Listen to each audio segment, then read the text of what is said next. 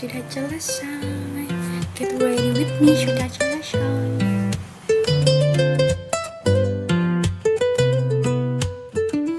Pretty girl, you are.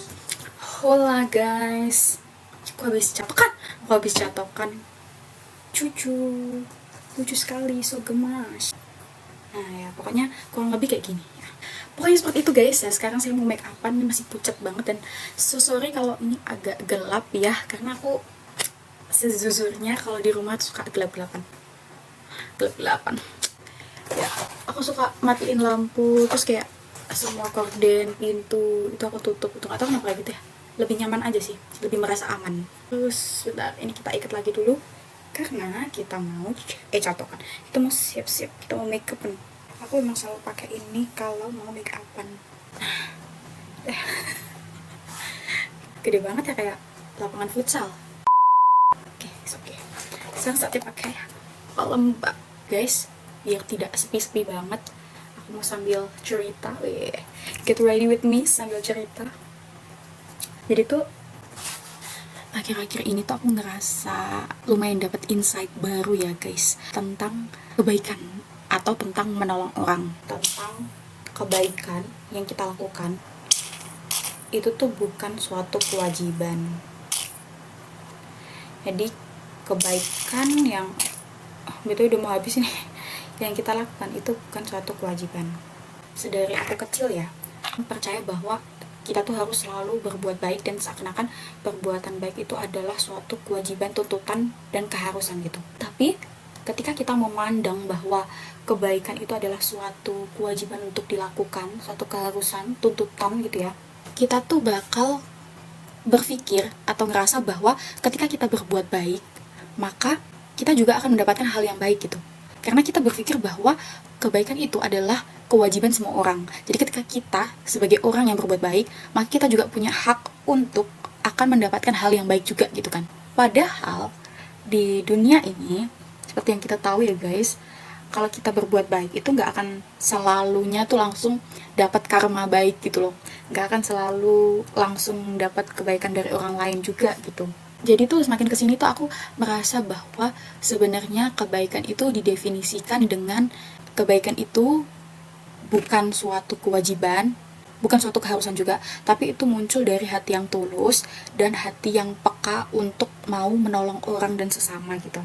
Ketika kita mulai untuk percaya sama konsep itu bakal jadi ini, kayak kita tuh ketika berbuat baik kita nggak akan mengharapkan untuk kembali diberikan perlakuan baik juga. Karena apa? Karena kita melakukan itu dengan tulus hati, dengan ikhlas, tanpa paksaan dan tanpa tuntutan gitu ya. Pokoknya kayak gitu guys ya. Jadinya tuh kalau kita berpegang sama konsep yang baru ya, konsep yang kedua yang aku bilang tadi, bahwa kebaikan itu tuh bukan suatu kewajiban atau keharusan, tapi itu muncul dari hati yang tulus, ikhlas, dan peka untuk menolong orang lain. Jadinya konsep kebahagiaan itu akan jadi lebih tepat menurut aku ya, kalau di aku. Karena kalau dulu tuh aku merasa bahwa kebaikan tuh benar-benar kewajiban yang harus dilakukan, itu tuntutan dan memang harus aku lakukan untuk misalkan menolong orang lain gitu kan. Nah jadinya itu lumayan toxic di aku.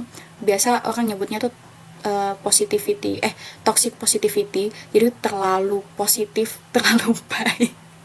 Aku nggak tahu sih, tapi aku rasa kayak gitu. Jadinya tuh aku sangat-sangat concern, sangat-sangat fokus, berpusat untuk selalu membahagiakan orang lain atau berbuat baik sama orang lain, selalu menolong orang lain ketika orang lain itu minta tolong sama aku, walaupun sebenarnya aku lagi di kondisi yang tidak bisa gitu ya. Tapi ada perasaan gak enak di diri aku yang lebih besar, sampai akhirnya aku lebih mengorbankan diri aku mengorbankan diri aku terus-terusan untuk aku bisa menolong atau berbuat baik sama orang lain gitu. Sebenarnya itu ya teman-teman, sebenarnya berbuat baik itu bagus, tapi segala yang berlebihan itu kan nggak bagus ya. Jadi semuanya itu harus seimbang.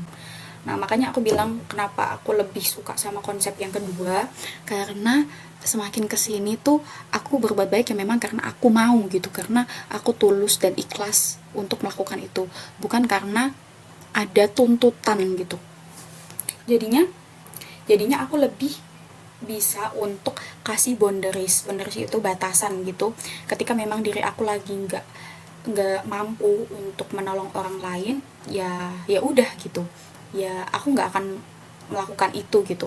Mungkin kelihatannya kejam atau gimana gitu ya guys, cuman aku tuh percaya atau aku tuh sadar sama satu kata ini, bahwa ketika kita mau menyembuhkan orang lain, kita sendiri juga harus sehat atau sembuh dulu gitu kan. Misalkan dokter nih, dokter mau nyembuhin pasiennya, gak mungkin kan dokter lagi sakit-sakit terus dia tetap tetap bertugas menjadi dokter, yang ada dia malah nyebarin virus ke pasien-pasiennya gitu kan. Nah, makanya aku lebih berpegang ke konsep yang kedua itu tadi.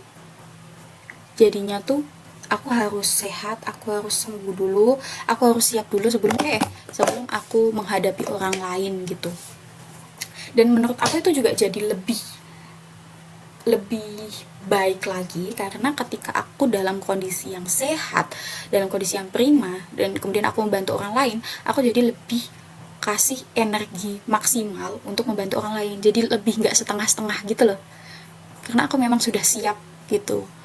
Itu sih guys, aku mau berbagi insight baru, tapi sebenarnya ini insight kan dari pandangan aku ya, dan aku juga nggak yang sampai baca-baca sama jurnal dan sebagainya, jadi ini benar-benar real dari pandangan aku aja, jadi mungkin buat orang lain bisa berbeda-beda gitu.